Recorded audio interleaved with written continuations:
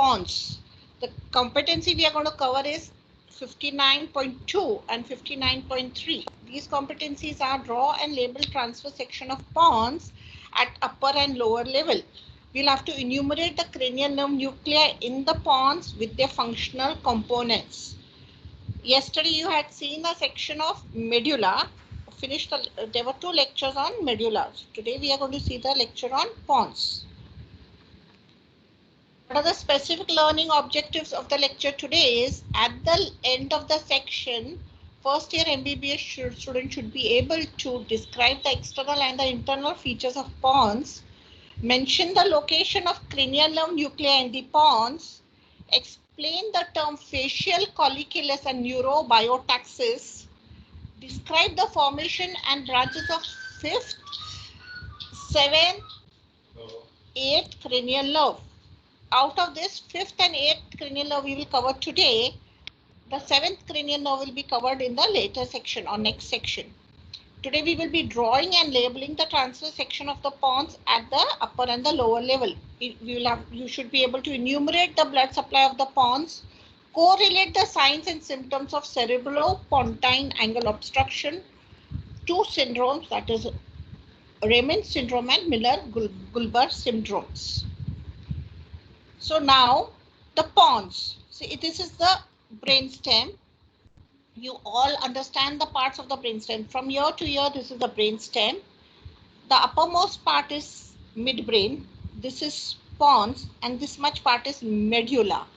So if you see the pons, it's the largest part of the brainstem with midbrain above and medulla below. Now, if it is connected to the cerebellum, cerebellum is present dorsally to the midbrain. If you see, there's a connection between this. This connection is to the middle cerebral peduncle. And this pons is connected to the cerebrum, to the midbrain. So actually, it is forming a functional connection between the cerebrum and the cerebellum. The actual meaning of pons is bridge. If you see, structurally it is bridging midbrain to the medulla, and functionally it is bridging cerebrum to the cerebellum. It develops embryologically from the metencephalon. This was covered in detail already. So it is a part, it developed embryologically, it is coming from metencephalon. Some people call it as metencephalon also. If you see, this is the ventral surface of the pons. It is convex. The anterior surface is convex. If you see, there are very prominent running transverse fibers. Can you see them very easily? These are the prominent transverse running fibers. Where they end, they will bundle up to form the middle cerebral peduncle. So if you see the nerve, this is trigeminal nerve, which is arising from the upper part of the pons. It has a sensory and a motor component. So 2 filaments are there. From here to the origin of trigeminal nerve is pons. Later, this part is middle cerebral peduncle. So trigeminal nerve arises from the junction of the pons and the middle cerebral peduncle. In the center, in the anterior surface or the ventral surface, you can see a groove. This groove is called as sulcus basalis because it lodges the basilar artery. Coming to the posterior surface, this is superior colliculus, this is middle colliculus, this is the posterior surface of the midbrain. This is the posterior surface or the dorsal surface of the medulla. The lower part is closed, the upper part is open. Yesterday you had seen the section to this open part. If you see the posterior surface of the pons, which is this part, lower part is open. Open means it is forming the floor of the 4th ventricle, whereas the upper part is bounded by cerebral peduncle. These are the superior cerebral peduncle. So in the lower part we have floor of the 4th ventricle, which is anatomical landmark. If you see in the center, this is a central line. There's an elevation on both the sides. This elevation here, it is called as median eminence. Just below the median eminence you see a prominent elevation which is called as facial colliculus. It is called as facial colliculus. There is a nucleus of abducent, but still it is called as facial colliculus because of fibers of facial nerve. We will see this in detail later at the section. The differentiation, the the line which differentiates the part of the medulla from the lower part of the pons, dorsal surface of the lower part of the pons, is transverse running fibers, which are the stria medullaris. You had seen they are coming from the arcuate fibers. So these are the arcuate nucleus. So these are your stria medullaris. Below the stria medullaris, you have medulla. Above the stria medullaris, you have pons, open pons of part of the pons, and lower part of the pons, which is forming dorsal surface, which is open, which is floor of the fourth ventricle. Upper part is bounded by the superior cerebral peduncles. Now, if you see the medulla will send, you had seen yesterday, there was an inferior cerebral peduncle here. This is the middle cerebral peduncle and the superior cerebral peduncle. So the brain stem is connected to the cerebrum by 3 cerebral peduncles: superior, middle and inferior cerebral peduncle. The angle, which is this angle, which is formed between the cerebrum, pons and medulla over here, this angle is called as cerebropontine angle. It has an anatomical landmark to it. Now, just to enumerate or recall the cranial nerves which come from the brain stem. Third and fourth come from the midbrain, which will be covered in the next lecture. From the pons, we said the fifth cranial nerve, that is a trigeminal nerve, arises. From the junction between the pons and the medulla, coming from medial to lateral side, we have 6th abducens cranial nerve, 7th facial nerve, 8th vestibulocochlear nerve. So you have seen in the medulla. So I will not go into the medulla now. We will revise 5th, 6th, 7th and 8th cranial nerve. Out of this, 7th will be covered in the separate lecture. We will cover 5th, 6th and 8th cranial nerve today.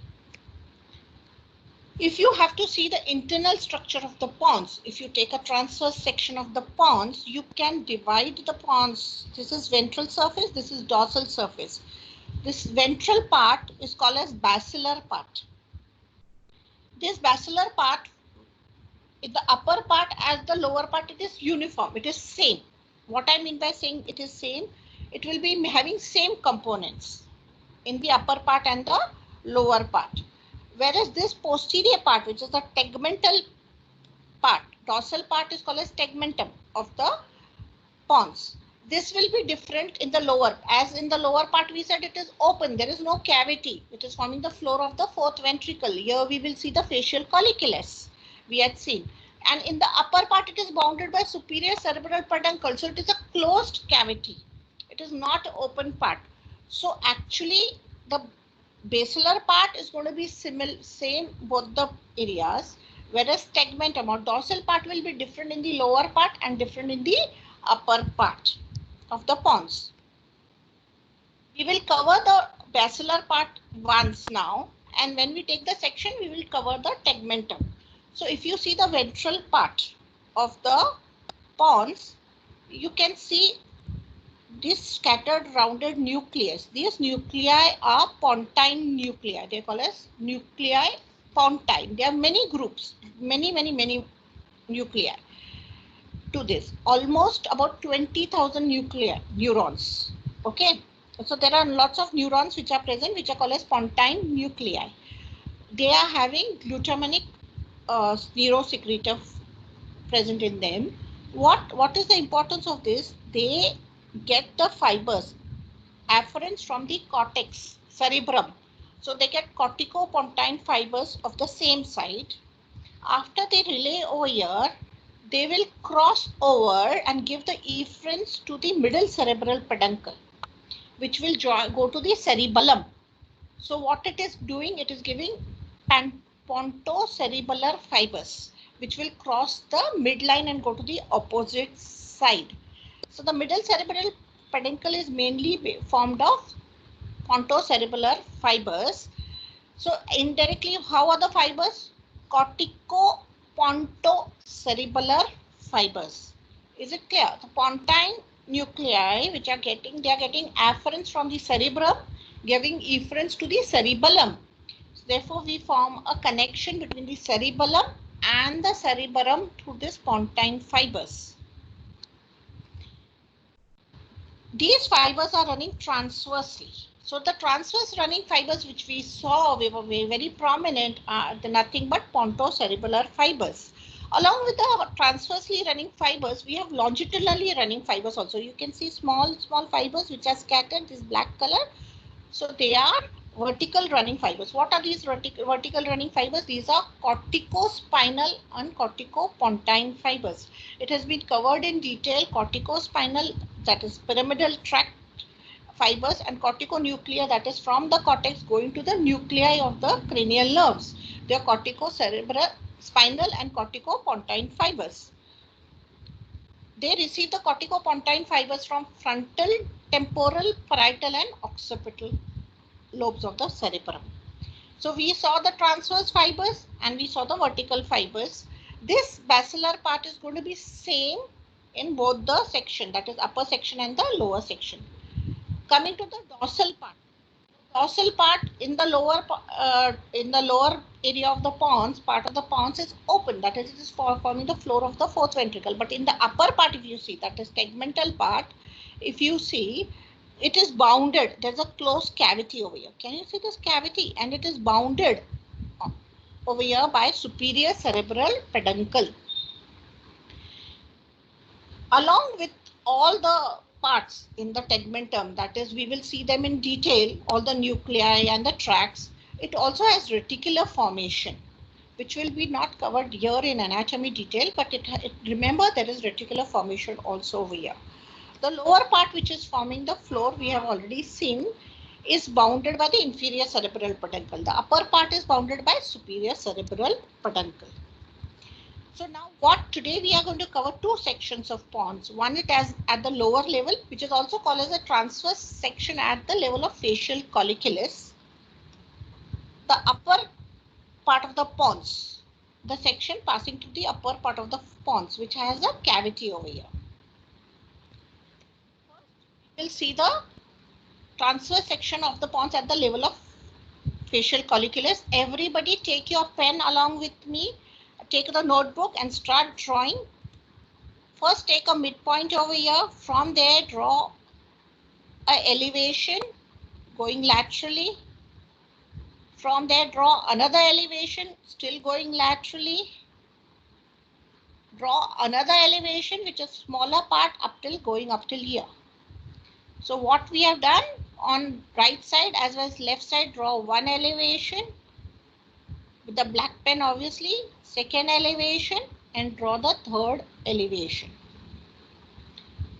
If you finish drawing these three elevation, go from here, draw a C, shape of a C, big C. On the other side, draw inverted or opposite longitudinally reversed C. So now what we have done, we have drawn one C this side, another C this side. The center of this, go ahead and see almost the transverse section, that longitudinal, the diameter, the distance should be the same. Go to the midline over here and connect this C over here in the center.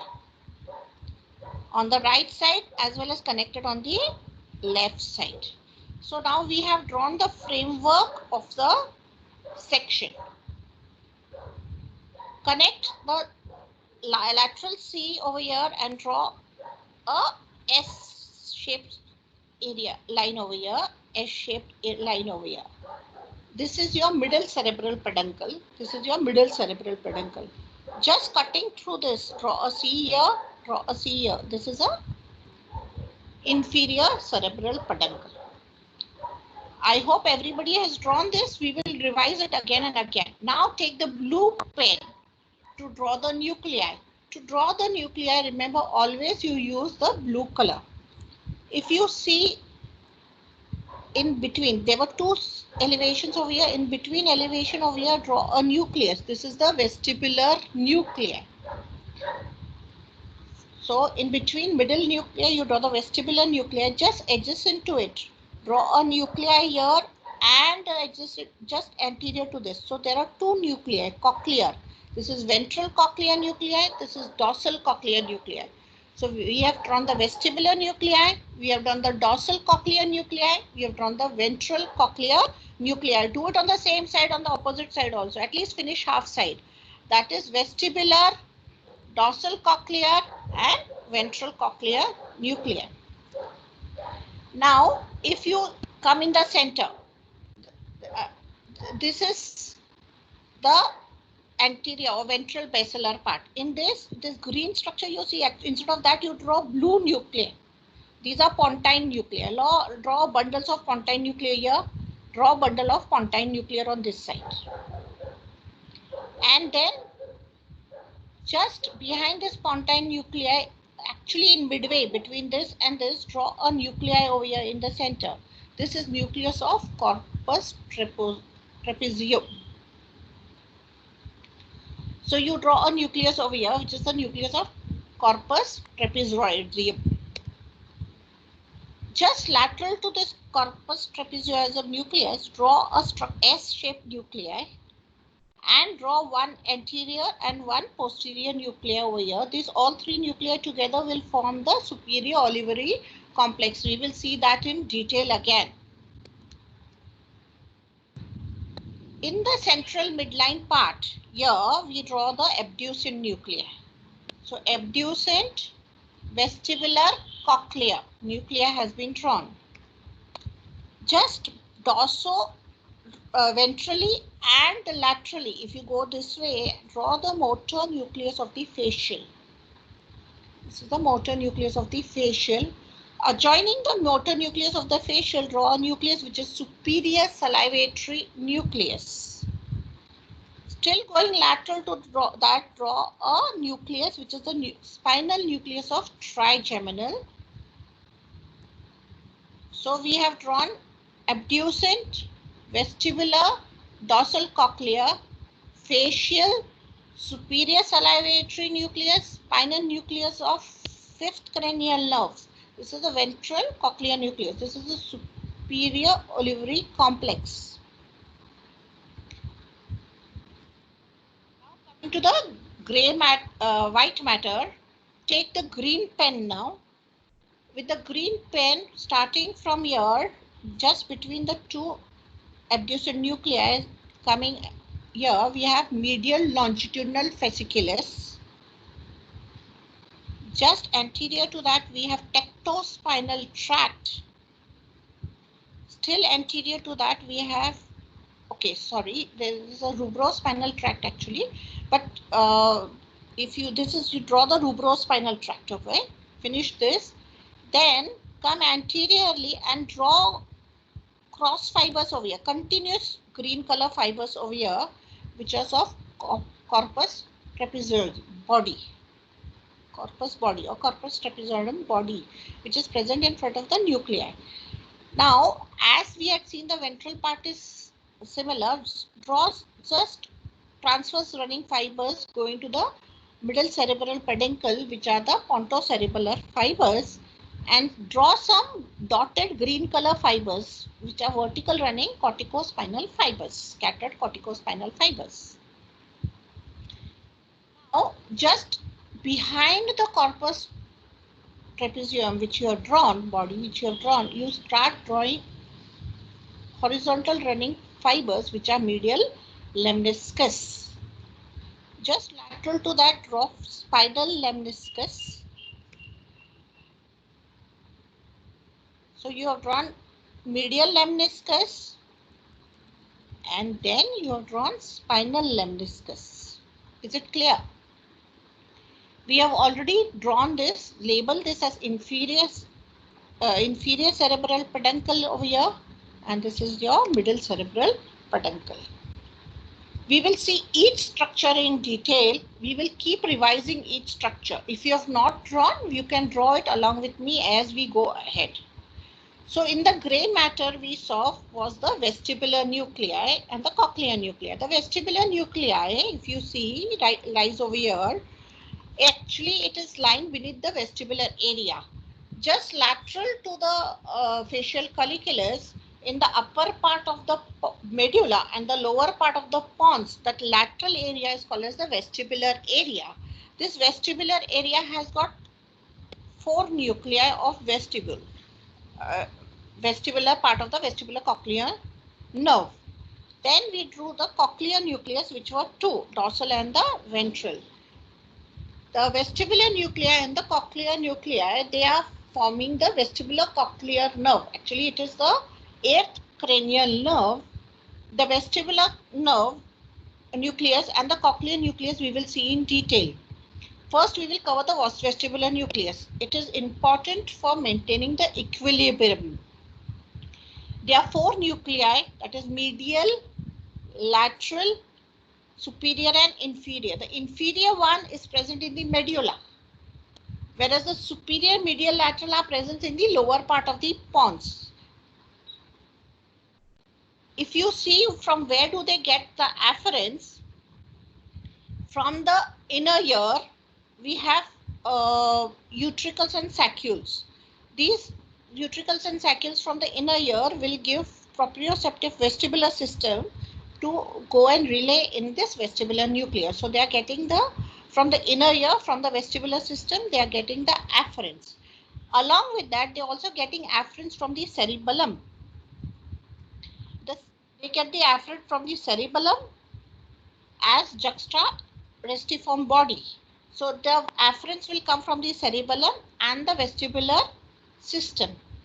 It gives the efferents to the cerebellum as vestibular-cerebellar fibers, and also it will give to the spinal cord as vestibulospinal tract, lateral and medial vestibulospinal tract. The cochlear nucleus, they are ventral and dorsal cochlear nucleus. We have already seen their ventral and dorsal cochlear nucleus. If you see what is the role of them, cochlear means hearing. So in the inner ear, we have spiral ganglion, which is present over here. From the spiral ganglion, the cochlear part of the vestibular cochlear nerve arises. So from that, the vestibule, it will enter into the lower junction of the pons and the medulla at the lateral side, and then come and relay in the ventral and the dorsal cochlear nucleus. So they become the second order neuron of the hearing pathway, auditory pathway. They will relay in the cochlear nuclei over here, and from there they will go to the nucleus of corpus trapezium. From there they will ascend up as acoustic striae, which is known as lateral lemniscus. Finally, they go into, actually not finally, but later they go into the level of the midbrain, the inferior colliculus. Now coming to the central part elevation, we saw there was a nucleus. This is nucleus we drew was the abducent nucleus. If you recall your abducent nerve, it is motor nerve. What fibers it is carrying? It is carrying somatic efferent, because it is supplying the muscles which are arising from the somites.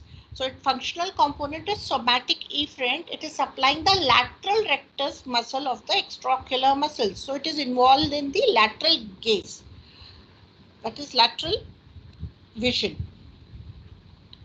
If you see the abducent nucleus, it is going to arise from the nerve. Now you draw a yellow color, take a yellow color nerve, pencil, and draw the nerve coming from here and passing from the middle part at the junction of the pons and the medulla. The abducent nerve will come out.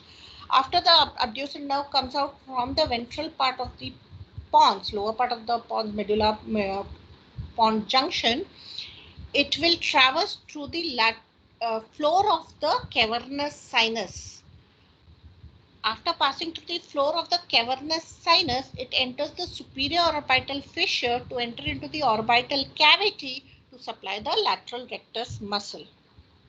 This nerve is a very slender nerve because it is supplying only one muscle, but it has a very long route, that it is going from the anterior part of the posterior cranial fossa, crossing the middle cranial fossa, going through the superior orbital fissure into the orbital cavity.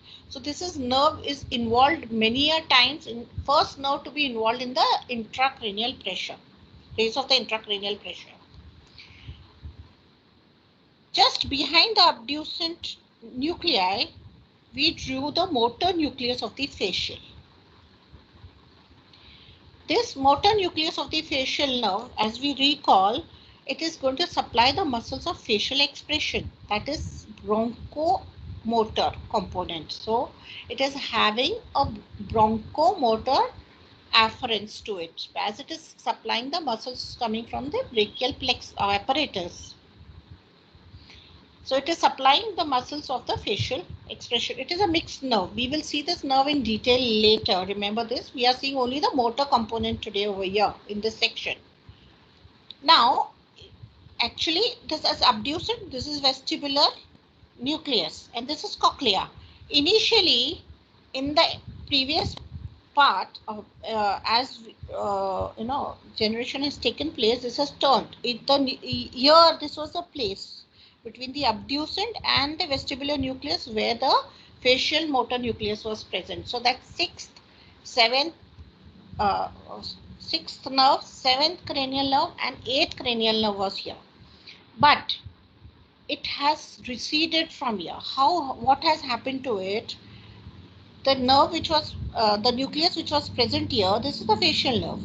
It has come from here, it is crossing or going around the abducent nucleus, passing dorsally to it, covering it, covering the dorsal surface of the abducent nucleus, then coming down and going towards posterior part, going more towards the trigeminal nucleus. If you see, this is superior salivary nucleus, so it is going towards the trigeminal nucleus, if you see. So how it is doing? It is going from here, going behind or dorsally to the abducent nucleus, forming a circle around it and just coming behind so that it can lie adjacent to the trigeminal nucleus. So this turning fibers of the facial nucleus, they are called as internal genu of the facial nerve. These fibers, therefore this elevation is called as facial colliculus. Because what fibers are present below the facial colliculus are the fibers of the facial nerve. But what are they covering? They are covering the abducent nucleus. What is this? What is taking place? That is, the nucleus is going from here and going towards the trigeminal nucleus. Why is this happening? If you recall, sensation from the face are carried by the trigeminal nucleus. And the motor supply to the facial muscle is to the facial nucleus. So the afference and efference, that is, afferent is sensation, efferent is motor supply to the facial nerve. Stimulus and action should be very quick. Therefore, the motor nucleus is going towards the trigeminal nucleus, and this, what changes are taking place, is called as neurobiotaxis. That is, the motor nucleus of the same area which is supplied by that sensory nuclei, the motor nucleus is trying to go towards the sensory nuclei so that the response will be very, very fast, or the action taken will be very, very fast, and this is called as neurobiotaxis. Now, just adjoining the motor nucleus of the facial nerve, we saw there was superior salivatory nucleus. Some books draw additional nuclei over here as lacrimative nucleus, but they both are one component. You can label them as superior salivatory nucleus and the lacrimative nucleus. The function is same, that is, they are corresponding to the general visceral efferents. That is, they are carrying the preganglionic secretomotor fibers which will go through the facial nerve to supply the submandibular, sublingual, lacrimal and glands of the nasal cavity and the palate. So when you draw the facial nerve, now we will take a yellow pen, and from the facial motor nucleus we will draw the genu, internal genu of the facial nerve. The facial nerve will come out, go lateral to the abducent nucleus and take the fibers even from the superior salivatory nucleus and join the facial nerve. Now, just and ventral to the motor nucleus of the facial colliculus, we saw there was complex, that is the superior olivary complex. The superior olivary complex is made up of 3 nuclei. The centrally big nuclei, which you say is S-shaped, is the principal superior olivary nuclei. Just going a bit anterior to it or medially to it, you have a small nuclei, which is the accessory superior olivary nucleus. Going posterior, we have a slender horizontal nucleus, which is called as retro-olivary nucleus. So we have an accessory nucleus, principal nucleus, and retro-olivary nucleus. All three together are going to form the superior olivary complex. This complex, along with the nucleus of the trapezoid body, they are along with the ventral and the dorsal cochlear nuclei, they are involved in formation of the auditory pathway, that is your lateral lemniscus, which we will be seeing in a very short time. So what we said, from the spiral ganglion in the inner ear, organ of Corte in the inner ear, we have the spiral ganglion, that is from the first order neuron.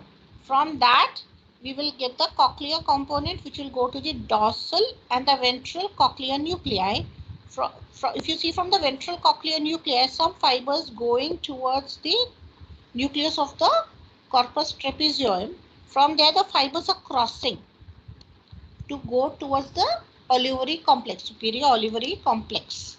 So these fibers which are going, they are called as ventral acoustic striae. These fibers are called as ventral acoustic striae. Some fibers will go directly here, decussiating fibers. They will form a body, which we have drawn as a green color. That is the body, corpus trapezium body. They all will ascend as lateral lemniscus to form the auditory pathway. The last gray matter in the last nuclei to be seen in the gray matter was the spinal nucleus of the trigeminal. If you recall your trigeminal nerve, it is having general somatic afferent, that is touch, taste, temperature, all from the facial region it is carrying. If you recall the nuclei, there's a mesencephalic nucleus in the midbrain, there's a principal nucleus or main nucleus in the pons, and there's a spinal nucleus in the medulla. This must be covered even in the medullary section. So it is carrying all these sensations from the face. The first order neuron is trigeminal ganglion. We will see this when we see the upper section in detail. The second order neuron will be your spinal nucleus of trigeminal.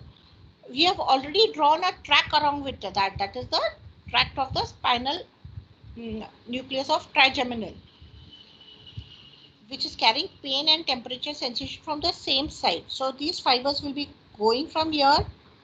And if you see, all these fibers will come together and they will form a lemniscus. And this lemniscus plus trigeminal lemniscus. This trigeminal lemniscus will go and relay in the VPM nucleus of the thalamus. We will just revise the auditory pathway, which we have seen in the vestibulocochlear nerve or the cochlear component of the vestibulocochlear nerve. We saw in the inner ear, we have organ of Corte. From there, the fibers were there, which are relaying in the spiral ganglion, which will act as a first order neuron. They will come and relay into the ventral and the dorsal nucleus of the cochlea, which will form as the second order neuron of the auditory pathway. Some of the fibers from here will go and relay in the nucleus of corpus trapezium, and these crossing fibers will form trapezoid body.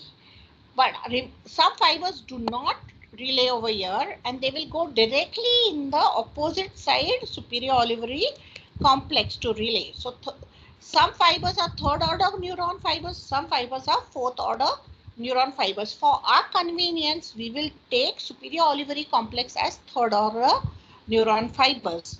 After the decussiation has taken place and after the relay has taken place in the superior olivary complex, these fibers will ascend towards the midbrain, forming a lemniscus, which is called as lateral lemniscus. They will go and relay in the midbrain at the level of inferior colliculus or in the inferior colliculus, which will act as a fourth order neuron. It will go into the cerebrum posterior to the thalamus. Posterior to thalamus, there is medial geniculate body and the lateral geniculate body. They will go and relay in the medial geniculate body, which will act as a fifth order neuron. Then from there, there will be auditory radiations, which will go towards the temporal lobe of the cerebrum to go and relay in the area number 41 and 42. So this is your auditory pathway. This will be covered in physiology also in detail. I've just taken anatomical part of it. The detail will be covered in the physiological part lecture. Now coming to the white matter and this area, what we draw just in anterior to the abducent nucleus was a medial longitudinal bundle. This must be covered in the previous lectures also. Just to go through it or go fast through it. If you remember the vestibular nuclei, they are 4 in number. These are giving fibers. These fibers are giving connections to the third, that is oculomotor, trochlear, abducent, facial, accessory and hypoglossal nucleus by a bundle, and this bundle is called as medial longitudinal bundle. Why do we have this connection? This is the connection so that the vestibular system will integrate your movements of the eye along with the neck movements and the head movements, so that you can follow an object which is going from one side to another side. So this is the main function of the medial longitudinal bundle. Now, if you recall the medial lemniscus, which we draw behind the body, trapezoid body, it is formed by anterior spinothalamic tract and dorsal column tract, that is fasciculus cuneatus and fasciculus gracilis. The anterior spinothalamic tract is responsible for simple touch and pressure from the opposite side, whereas fasciculus cuneatus and gracilis are coming from the dorsal column, and they will be crossing as the internal arcuate fibers you have seen in the medulla. They all will ascend together as medial lemniscus. So this medial lemniscus is carrying discriminated touch, pressure, sense of vibration, stereognosis, and conscious muscle and joint sensation, which will go to the VPL nucleus of the thalamus. This was covered yesterday, but this is just a short revision for it. The lateral spinothalamic tract, which was carrying pain and temperature sensations from the opposite side of the body, they will cross and they will ascend later as spinal lemniscus. So if here you drew medial lemniscus and you drew the spinal lemniscus. So spinal lemniscus is nothing but the lateral spinothalamic fibers, whereas the anterior spinothalamic tract will continue as the medial lemniscus along with the dorsal column tract. Lateral spinothalamic tract continues as spinal lemniscus. Anterior spinothalamic tract will join with the fasciculus gracilis and fasciculus cuneatus to form the medial lemniscus. Now, if you've drawn these two structures, this is your middle cerebral peduncle, this is your inferior cerebral peduncle. They are lying on the dorsolateral surface of the pons. Obviously, what fibers is the middle cerebral peduncle carrying? It is carrying the pontocerebellar fibers. Inferior cerebral peduncle was covered in detail yesterday, so I will not concentrate on that.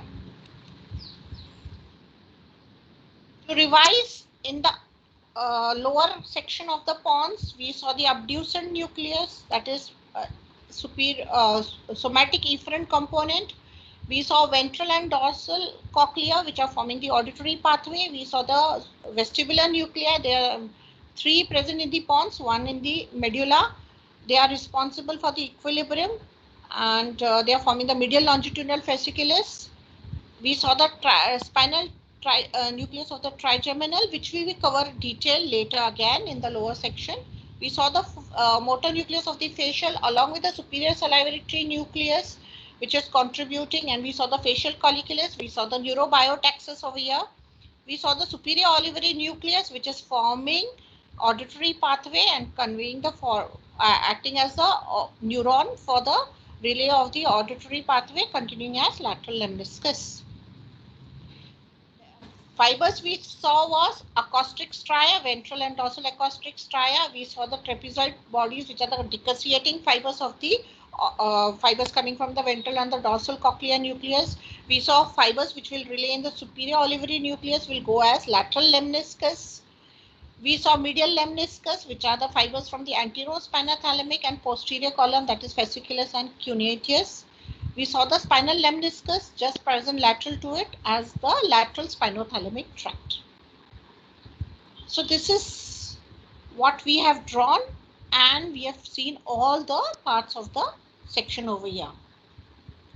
Now coming to the section at the upper part. Remember what we said, the low anterior part will be same.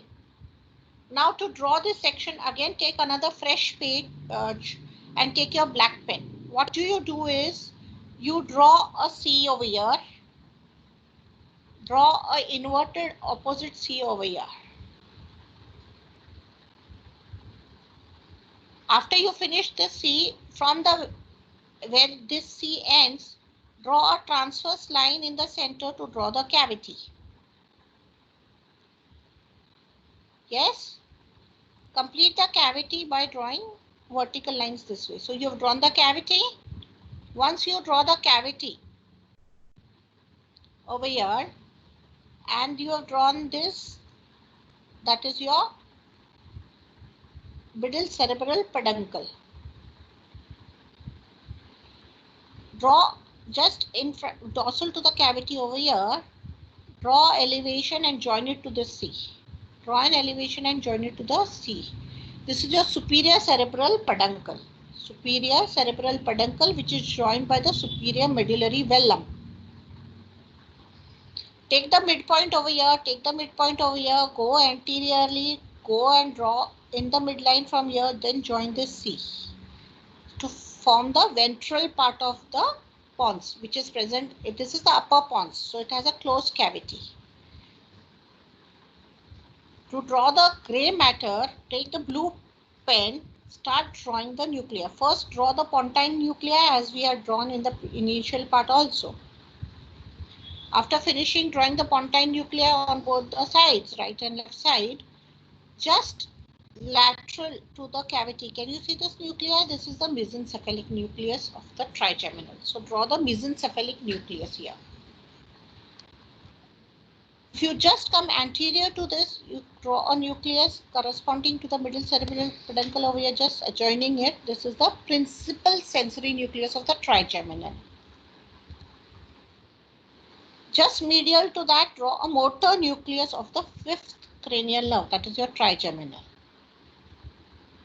So here we have drawn three nuclei, that is your mesencephalic nucleus, principal nucleus and motor nucleus of trigeminal. The spinal nucleus we have seen in the lower section. What you do is take a yellow pen, join all these fibers and form the trigeminal nerve, which will come from the junction of the pons with the middle cerebral peduncle. At the same time, draw the fibers, transverse running fibers, which are the pontocerebellar fibers.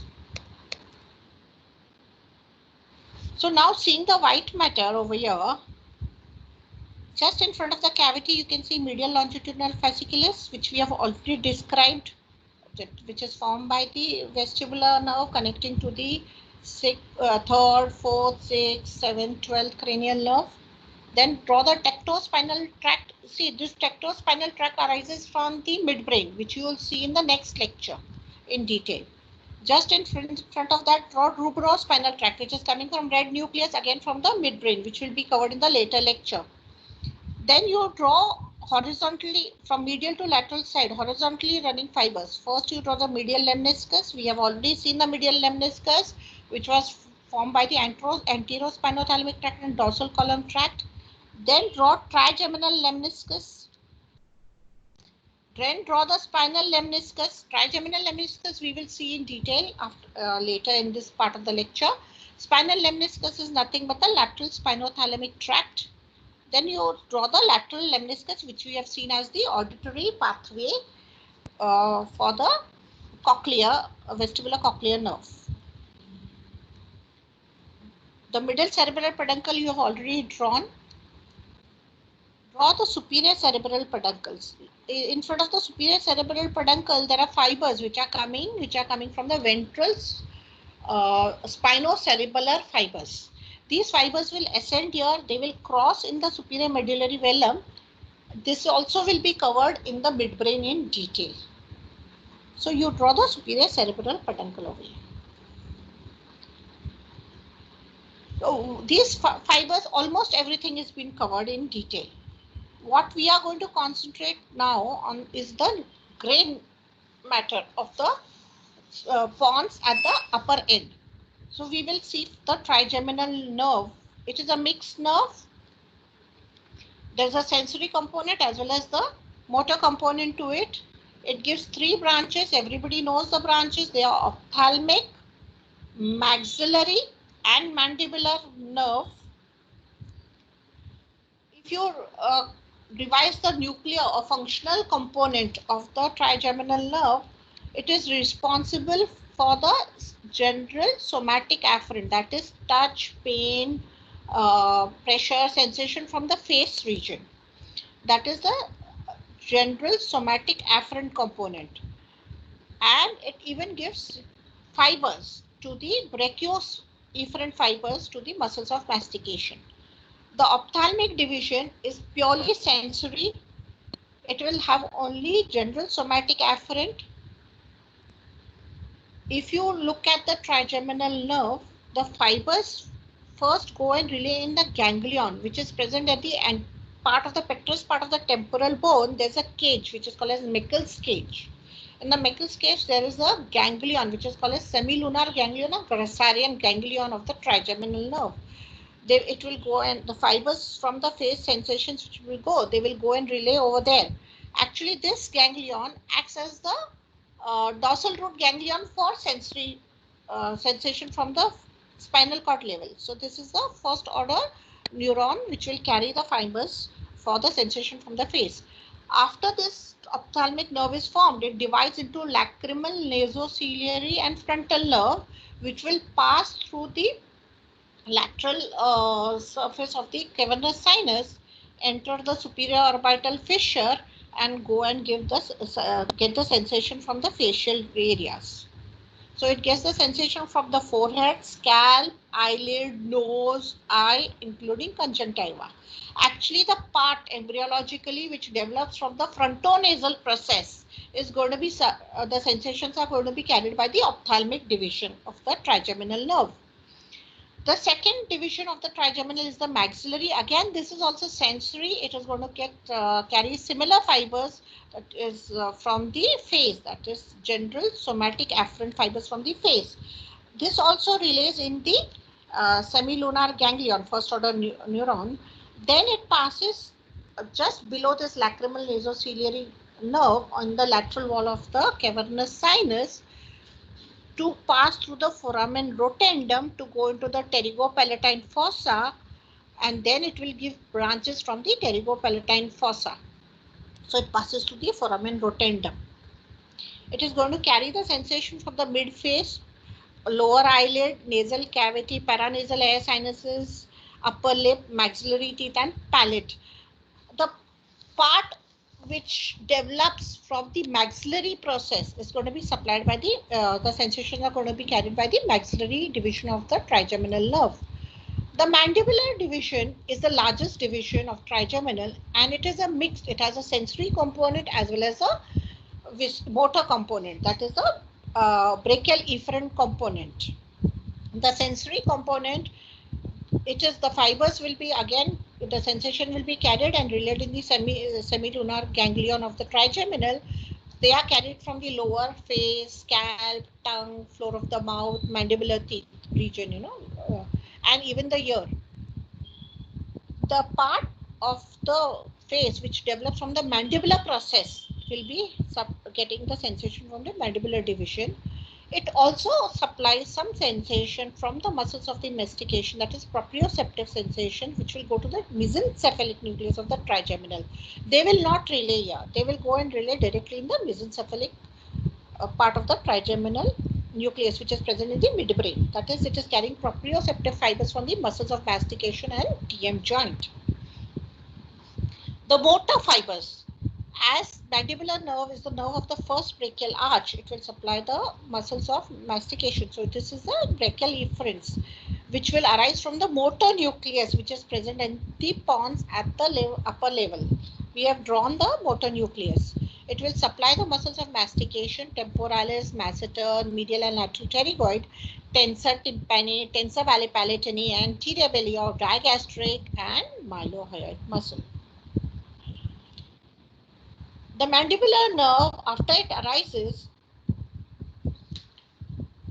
from the pons, it will go in the middle cranial fossa through the foramen ovale, go to the infratemporal fossa and then divide into anterior and posterior division. So trigeminal nerve is a mixed nerve.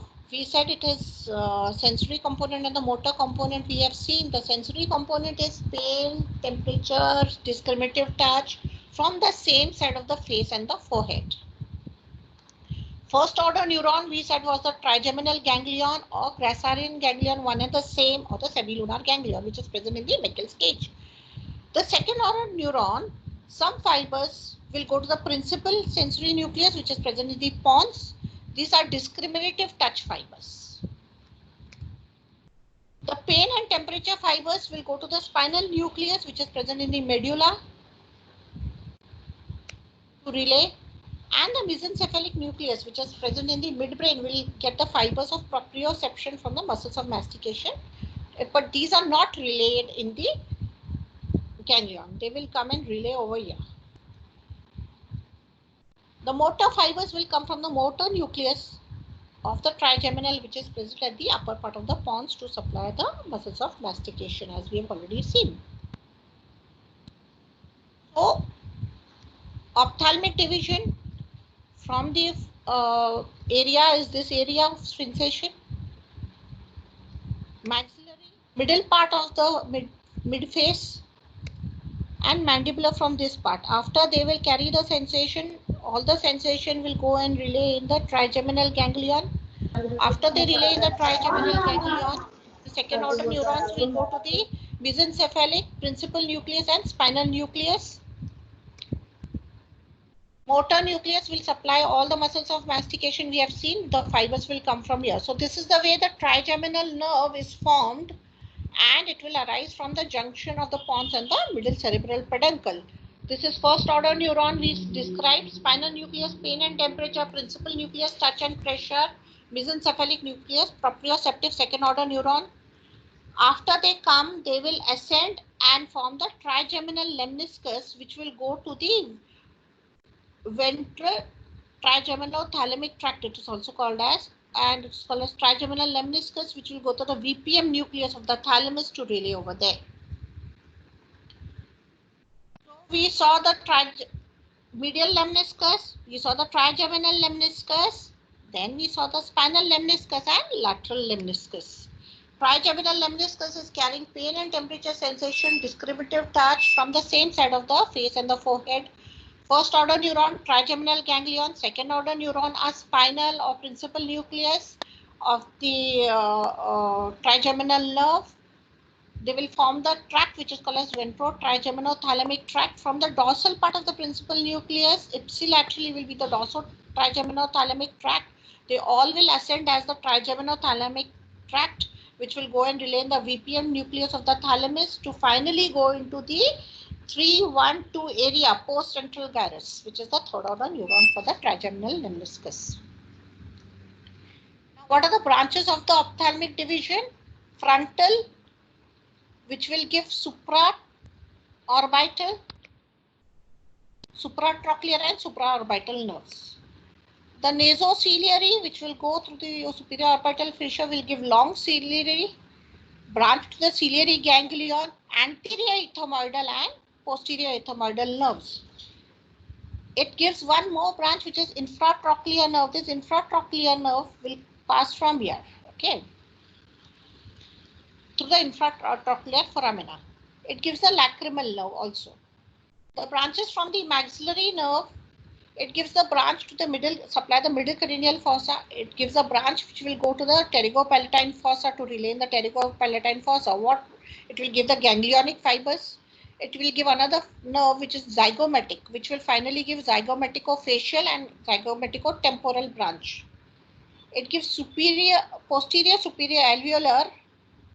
It gives a branch which is infraorbital. This infraorbital branch will pass through the infraorbital canal. When it is passing through the infraorbital canal, it will give the middle superior alveolar, anterior superior alveolar, infraorbital branch will go to the face and finally give palpable, facial, labial and nasal branches.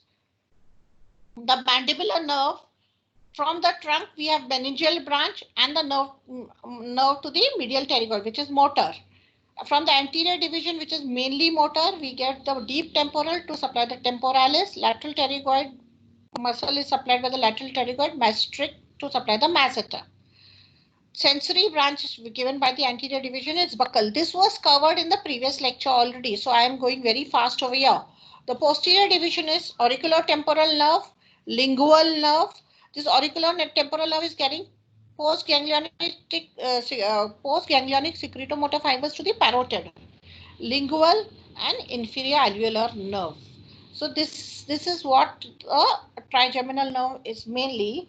If there is an injury to the ophthalmic division of the trigeminal nerve, there will be loss of corneal reflex, which will be covered in physiology, how to demonstrate the corneal reflex. If there is a loss to the maxillary division, the sneezing reflex will be lost. If there is a loss to the mandibular division, the jaw jerk as the muscles of mastication are supplied by will be lost, and there will be paralysis of muscles of mastication. If the Gracerian ganglion, that is trigeminal ganglion, gets infected by herpes, this condition is called as trigeminal neuralgia. There will be pain along the distribution of the nerve. This condition is herpes. In the local language, they call as Nagin. We have seen the Freire syndrome in the parotid gland. That is, if there is injury to the parotid and there is regeneration of the nerves, there will be cause connection between the auriculotemporal and the great auricular nerve. So whenever the person is eating, there will be secretion at the angle of the mandible also over here because of the cross connection between the auriculotemporal and the great auricular nerve. So this is the section which we have seen. Everybody must have drawn this section. I will upload this photo on the group so that everybody can revise the section again.